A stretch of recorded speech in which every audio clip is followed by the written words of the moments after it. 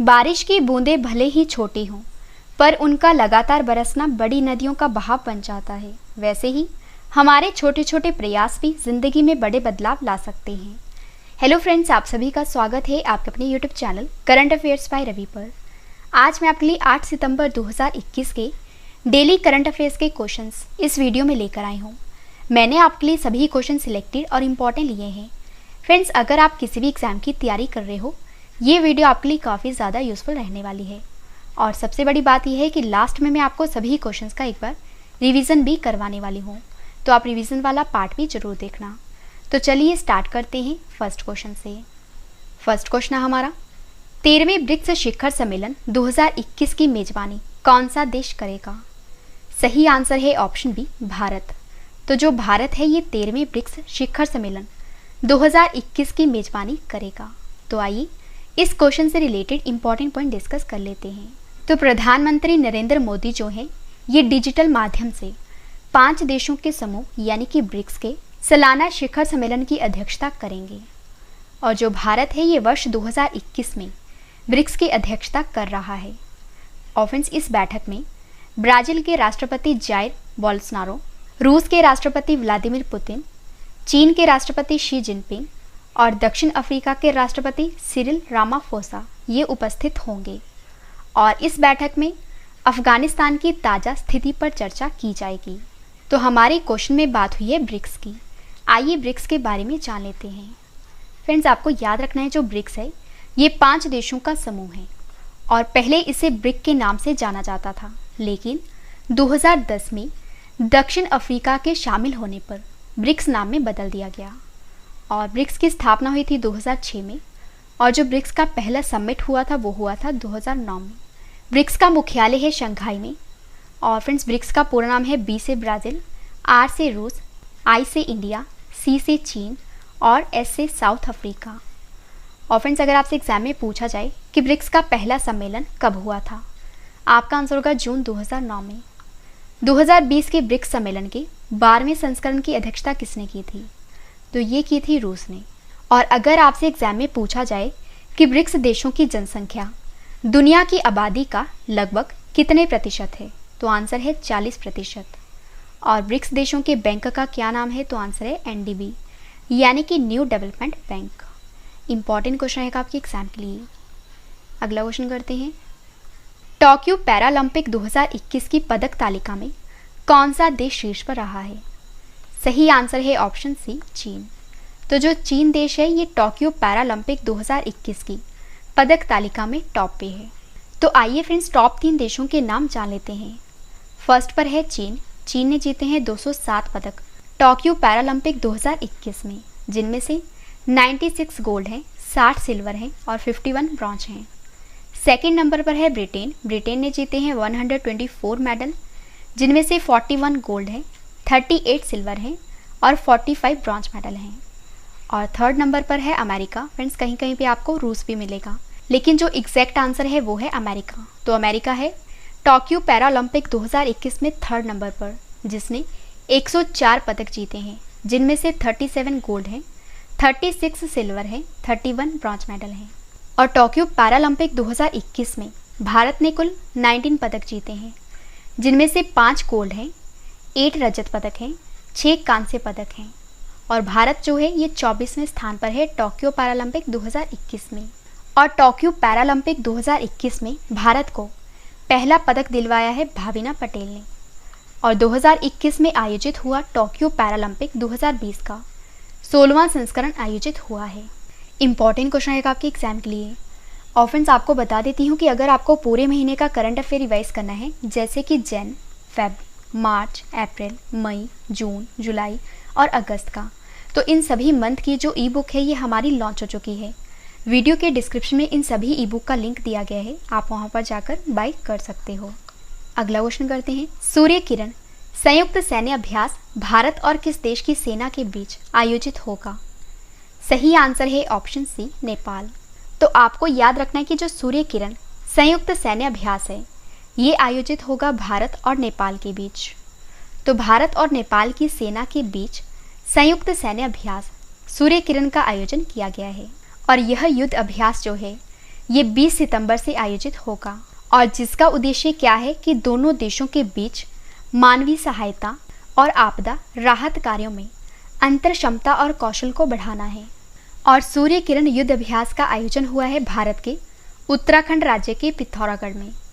और फ्रेंड्स, सूर्य किरण युद्ध अभ्यास का 2021 में 15वां संस्करण है और जो संस्करण होते हैं ये काफ़ी बार एग्जाम में पूछे जाते हैं। और अब मैं आपको पिछले टॉप 5 संयुक्त सैन्य अभ्यास करंट अफेयर्स बता देती हूँ।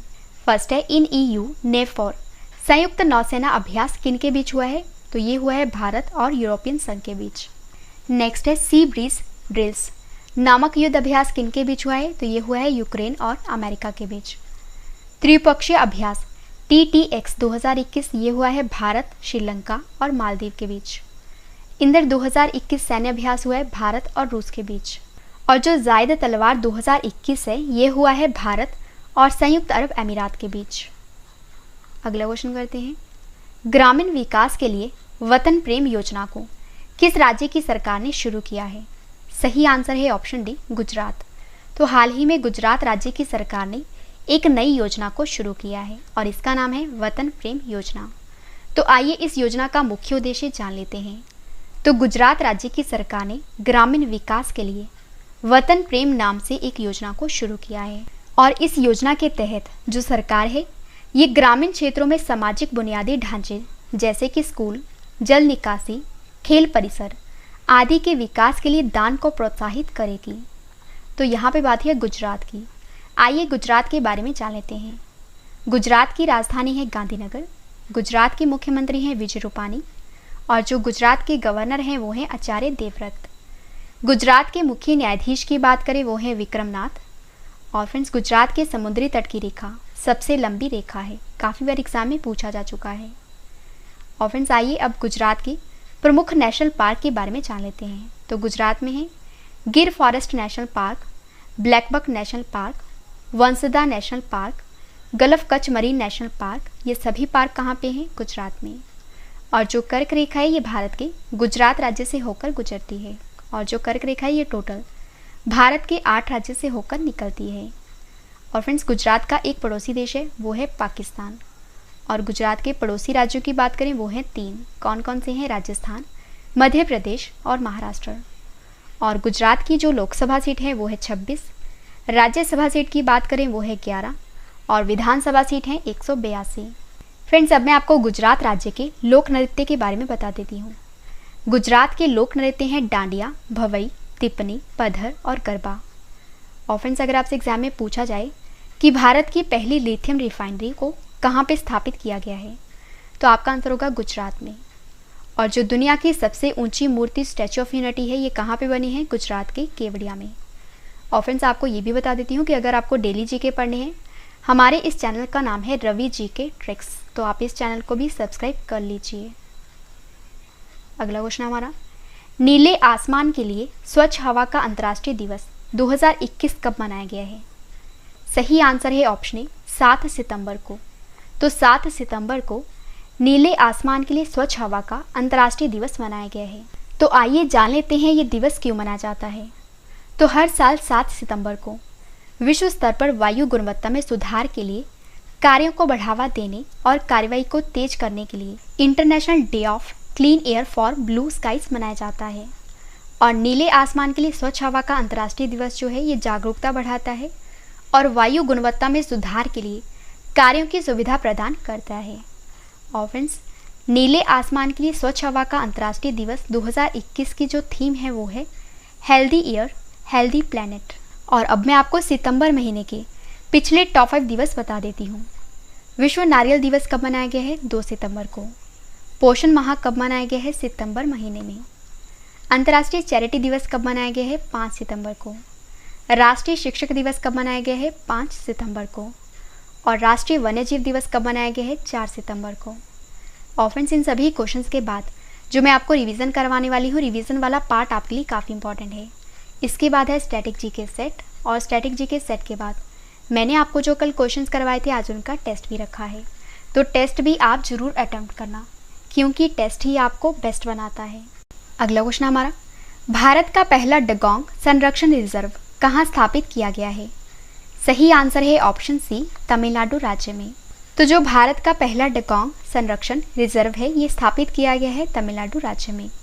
तो आइए इस क्वेश्चन से रिलेटेड इंपॉर्टेंट पॉइंट डिस्कस कर लेते हैं। तो तमिलनाडु की सरकार ने दक्षिणी पूर्वी तट पर पाक खाड़ी में भारत का पहला डुगोंग संरक्षण रिजर्व को स्थापित किया है। और फ्रेंड्स, इस डुगोंग को आमतौर पर समुद्री गाय के रूप में जाना जाता है। और जो डुगोंग है या आप इसे कह सकते हो सी काऊ, यह एक लुप्तप्राय समुद्री स्तनपायी है जो निवास स्थान के नुकसान, समुद्री प्रदूषण के कारण विलुप्त होने का सामना कर रहा है। और भारतीय वन्यजीव संस्थान के अनुसार जंगल में केवल 200 से 250 डुगोंग बचे हैं और जिनमें से 150 तमिलनाडु में पाक खाड़ी और मन्नार की खाड़ी में पाए जाते हैं। और इसी कारण तमिलनाडु में भारत का पहला डुगोंग संरक्षण रिजर्व को स्थापित किया जाएगा। और फ्रेंड्स, हमारे जो क्वेश्चन की टाइप है वो है भारत का पहला। तो अब मैं आपको भारत का पहला इससे रिलेटेड पिछले टॉप 5 करंट अफेयर्स बता देती हूँ। फर्स्ट है, भारत की पहली कैटल जीनोमिक चिप इंडिगो को किसने लॉन्च किया है? तो ये लॉन्च किया है डॉक्टर जितेंद्र सिंह ने। भारत का पहला ई वाहन अनुकूल राजमार्ग कौन सा बना है? दिल्ली चंडीगढ़ राजमार्ग। भारत के पहले स्मॉग टावर को किस शहर में स्थापित किया गया है? नई दिल्ली में। भारत का पहला स्वदेशी मोटर चालित व्हीलचेयर नियो बोल्ट को किसने बनाया है? आईआईटी मद्रास ने। और जो भारत का पहला चलता फिरता सिनेमा घर है ये कहाँ स्थापित किया गया है? तो ये स्थापित किया गया है लद्दाख के लेह में। अगला क्वेश्चन है हमारा, यूनाइटेड इंडिया इंश्योरेंस के नए अध्यक्ष और सह प्रबंध निदेशक कौन बने हैं? सही आंसर है ऑप्शन ए, एस.एल. त्रिपाठी। तो जो एस.एल. त्रिपाठी हैं ये यूनाइटेड इंडिया इंश्योरेंस के नए अध्यक्ष और सह प्रबंध निदेशक बने हैं। और फ्रेंड्स, अब मैं आपको टॉप 5 बैंकों के एमडी और सीईओ बता देती हूँ। पंजाब नेशनल बैंक के एमडी और सीईओ कौन है? S S. Mallikarjun Rao. Axis bank के एमडी और सीईओ कौन है? अमिताभ चौधरी। आईसीआईसीआई बैंक के एमडी और सीईओ कौन है? संदीप बख्शी। एचडीएफसी बैंक के एमडी और सीईओ कौन है? शशिधर जगदीशन। और कैनरा बैंक के एमडी और सीईओ कौन है? लिंगम वेंकट प्रभाकर। अगला क्वेश्चन है हमारा, द ब्लाइंड मैट्रियार्क नामक पुस्तक को किसने लिखा है? सही आंसर है ऑप्शन बी, नमिता गोखले ने। तो नमिता गोखले ने द ब्लाइंड मैट्रियार्क बुक को लिखा है। और अब मैं आपको पिछली टॉप 5 बुक्स एंड ऑथर्स बता देती हूँ। A different route to success book को लिखा है रमेश नारायण ने। नेक्स्ट है, mission domination and unfinished quest book को लिखा है बोरिया मजूमदार और कुशांत सरकार ने। The Kapil Sharma story book को लिखा है आजिताभा बॉस ने। The dream of revolution a biography of Jaya Prakash Narayan book को लिखा है सुजाता प्रसाद और बिमल प्रसाद ने। The stranger in the mirror book को लिखा है राकेश ओम प्रकाश मेहरा ने। नेक्स्ट क्वेश्चन हमारा, किस राज्य की मांडा भैंस को राष्ट्रीय स्तर पर मान्यता देने का फैसला किया गया है? सही आंसर है ऑप्शन डी, ओडिशा की। तो ओडिशा राज्य की मांडा भैंस को राष्ट्रीय स्तर पर मान्यता देने का फैसला किया गया है। और फ्रेंड्स, ओडिशा की मांडा भैंस को राष्ट्रीय स्तर पर मान्यता देने का फैसला किया गया है और अब इसे देश में भैंस की 19वीं नस्ल घोषित भी किया गया है। और यह भैंस जो है ये ओडिशा के कोरापुट में पाई गई है। और मांडा भैंस की पहचान जो है ये सबसे पहले मत्स्य पालन और पशु संसाधन विकास विभाग के सहयोग से ओडिशा कृषि और प्रौद्योगिकी विश्वविद्यालय ने की है। लास्ट क्वेश्चन करें इस वीडियो का और इसके बाद है रिवीजन पार्ट, वो भी आप जरूर देखना। पत्रकार कल्याण कोष योजना को किस राज्य की सरकार ने शुरू किया है? सही आंसर है ऑप्शन बी, छत्तीसगढ़। तो छत्तीसगढ़ राज्य की सरकार ने पत्रकार कल्याण कोष योजना को शुरू किया है। आइए इस योजना का मुख्य उद्देश्य जान लेते हैं। तो छत्तीसगढ़ राज्य की सरकार ने पत्रकारों के लिए पत्रकार कल्याण कोष योजना को शुरू किया है और इस योजना के तहत कोविड में जान गंवाने वाले पत्रकारों के परिवारों को वित्तीय सहायता प्रदान की जाएगी। और इसके अलावा पत्रकारों को कोविड रोग के इलाज के लिए 2 लाख रुपए की राशि दी जाएगी। और फ्रेंड्स, राज्य सरकार ने वरिष्ठ पत्रकार सम्मान निधि योजना के तहत वरिष्ठ पत्रकार को मासिक पेंशन 5,000 रुपये से बढ़ाकर 10,000 रुपये कर दिया है। फ्रेंड्स, अब मैं आपको टॉप 5 राज्यों की योजनाएं बता देती हूँ। शगुन नामक योजना को शुरू किया है पंजाब ने। अभ्युदय योजना को शुरू किया है उत्तर प्रदेश ने। भिखारी मुक्त योजना को शुरू किया है राजस्थान ने। चाय बगीचा धन पुरस्कार योजना को शुरू किया है असम ने। और भोग योजना को शुरू किया है उत्तर प्रदेश ने। इंपॉर्टेंट क्वेश्चन रहेगा आपके एग्जाम के लिए। तो चलिए फ्रेंड्स, अब स्टार्ट करते हैं रिवीजन पार्ट। तो मैंने आपको ये 10 क्वेश्चन फुल डिटेल में करवाए जो आपके एग्जाम के लिए इंपॉर्टेंट है। और अब इस वीडियो का सबसे बेहतरीन पार्ट है वो है रिवीजन। तो अब मैं आपको जल्दी से इन सभी क्वेश्चंस का रिवीजन करवा देती हूँ, ताकि फ्रेंड्स आपको ये सभी क्वेश्चन इस वीडियो में अच्छे से याद हो जाएं और समझ भी आ जाएं। और जो इस वीडियो का डिटेल वाला PDF है, ये आप वीडियो के डिस्क्रिप्शन या हमारे Telegram channel current affairs by Ravi पर डाउनलोड कर सकते हो। तो चलिए स्टार्ट करते हैं रिवीजन के फर्स्ट क्वेश्चन से। फर्स्ट क्वेश्चन है रिवीजन का, 13वें ब्रिक्स शिखर सम्मेलन 2021 की मेजबानी कौन सा देश करेगा? आंसर है भारत। टोक्यो पैरालंपिक 2021 की पदक तालिका में कौन सा देश शीर्ष पर रहा है? चीन। सूर्य किरण संयुक्त सैन्य अभ्यास भारत और किस देश की सेना के बीच आयोजित होगा? आंसर है नेपाल। ग्रामीण विकास के लिए वतन प्रेम योजना को किस राज्य की सरकार ने शुरू किया है? गुजरात। नीले आसमान के लिए स्वच्छ हवा का अंतर्राष्ट्रीय दिवस कब मनाया गया है? 7 सितंबर को। नेक्स्ट है, भारत का पहला डगोंग संरक्षण रिजर्व कहाँ स्थापित किया गया है? तमिलनाडु में। यूनाइटेड इंडिया इंश्योरेंस के नए अध्यक्ष और सह प्रबंध निदेशक कौन बने हैं? आंसर है SL त्रिपाठी। अगला क्वेश्चन है रिवीजन का, द ब्लाइंड मैट्रियार्क नामक पुस्तक को किसने लिखा है? आंसर है नमिता गोखले ने। किस राज्य की सरकार की मांडा भैंस को राष्ट्रीय स्तर पर मान्यता देने का फैसला किया गया है? ओडिशा। लास्ट क्वेश्चन है रिवीजन का, पत्रकार कल्याण कोष योजना को किस राज्य की सरकार ने शुरू किया है? छत्तीसगढ़। फ्रेंड्स, मैंने आपको 10 क्वेश्चन डिटेल में करवाए और उसके बाद मैंने आपको सभी क्वेश्चंस का रिवीजन भी करवा दिया। और अब इस वीडियो का एक और बेहतरीन पार्ट है वो है स्टैटिक जीके सेट। तो अब मैं आपको डेली स्टैटिक जीके का सेट 137 करवा देती हूँ। और जितने भी इंपॉर्टेंट क्वेश्चंस बन सकते हैं आपके एग्जाम के लिए वो मैं आपके लिए इस सेट में लेकर आई हूँ। तो चलिए स्टार्ट करते हैं फर्स्ट क्वेश्चन से। फर्स्ट क्वेश्चन है हमारा, सर्वोच्च न्यायालय के मुख्य न्यायाधीश एवं अन्य न्यायाधीशों की नियुक्ति कौन करता है? आंसर है राष्ट्रपति। नेक्स्ट है, सर्वोच्च न्यायालय उच्चतम न्यायालय का गठन संबंधी प्रावधान किस अनुच्छेद में दिया गया है? आंसर है अनुच्छेद 124 में। योजना आयोग का गठन कब किया गया? 1950 में किया गया था। योजना आयोग के प्रथम अध्यक्ष कौन थे? पंडित जवाहरलाल नेहरू। नेक्स्ट है, योजना आयोग का नाम बदलकर क्या रखा गया है? नीति आयोग।